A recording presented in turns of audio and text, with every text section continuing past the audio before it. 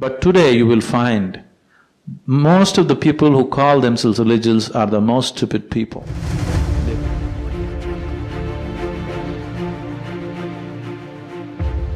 Most of us do daily Parayanam in our daily lives in praise of Lord, Vishnu Sahasranamam, Rudram Chamakam and all this. It is said that if recited in a proper swara and intonation, it amounts to pranayam. See, as I already said, the Sanskrit language, the mantras have certain impact upon you. If it is done with absolute integrity and understanding, yes, it creates a certain amount of space, a certain amount of energy in you. It would be improper to call it pranayam, because pranayam as a process goes much deeper than chanting of the mantras. Mantras have very beneficial impact upon you, no doubt about that. When they say pranayam, they may be saying, because in the Brahmin culture, pranayam means just nadi shuddhi. Yes, if you're just calling nadi shuddhi as pranayam, maybe that much impact may happen because of mantra chanting or doing this parayanam. But if you're thinking that this is a prayer which is going to reach God and things are going to happen to you, it's a wrong understanding. Prayer is not something that you do, it is something that you become. Prayer is a quality, prayer is not an act that you do. There's a wonderful story.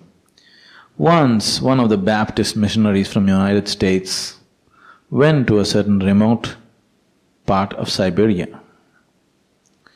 There, when he went to the town, because he wants to convert people into his great religion, everybody else is a pagan in his understanding. There he found the people were all talking about three saints who were living on a little island in a huge lake in Siberia. So, he wanted to see who the saints are, took a boat and a boatman and went there across the lake, reached there. Then he found these people were utterly uneducated, illiterate shepherds. He went and saw these people, they looked filthy, and somehow these three guys just living on an island, they look wild men. Then he asked them, okay, what is this and what is the prayer that you do? So first one said, every day I pray that all the sheep, they must all be well and they must come back home. None of the sheep should be lost in the cold. This is the prayer I do. This ignorant fool, he thinks it's prayer. Then he asked the second man, he said about the sheep's health and this and that. The third man said about the lice in his hair and the sheep's hair, how he doesn't want the sheep not to suffer with the lice. So he wants all the lice to come out, but he doesn't want the lice to die, so he wants the lice to go somewhere else and live well, something is prayer like this, in local languages. So the Baptist thought, this is stupid, these people are being considered as saints. I will do one thing, right now I will baptize you and convert you into baptism, and you learn this prayer. And he taught them one elaborate prayer. These are very literate people, it took 3-4 days to teach them this prayer. After that, very satisfied with the conversion, the Baptist priest was sailing back. Then the three men came running across the water halfway down the way, and they said, what was the fourth line? We don't remember.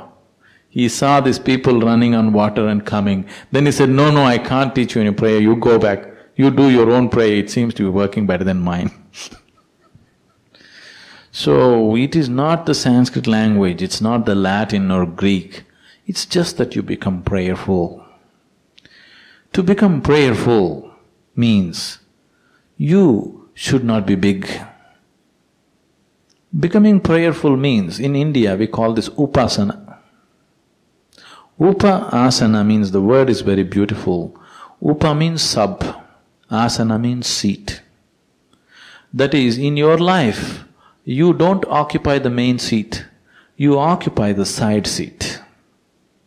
You have occupied a minor seat in your own life. Somebody else, something else has occupied the main seat in your life. Then you are in upasana. It is not the question of Greek, Latin or Sanskrit. It is just that you have made yourself very small. Something else has become big. Whether this something else is God or Guru or husband or wife or child or something, it doesn't matter. You can become prayerful. So prayer is a quality. So what you're talking about mantra is a science. Science must be handled as science properly, must be used that way. There are certain mantras which need your emotion. There are certain mantras with emotion it'll mess up. You have to do it like science properly. It is like chemistry. You got to do it properly like that, only then it works. But these days, most people don't have such understanding and they're mixing up everything, and you don't find any significant difference in the people who are doing it simply because they don't have the necessary vibrance in them.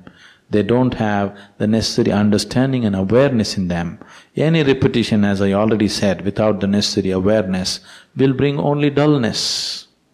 So you will find, unfortunately, this cannot be generalized again, unfortunately with lots of people who believe they are doing prayers, they have become dull, please see this, because of repetition. Repeating without the necessary awareness dulls the mind. You will see, there are all kinds of idiots in the world, but the religious idiots take the cake simply because somehow you become very stupid in the process of becoming religious. Religion means it's the highest intelligence. Religion means it's the intelligence of… you have the intelligence to go beyond all limitations. That's what it means. But today you will find most of the people who call themselves religious are the most stupid people. They do the most idiotic things in the world. This has happened simply because of repetition. Prayer has become a repetition. Prayer has not become a quality.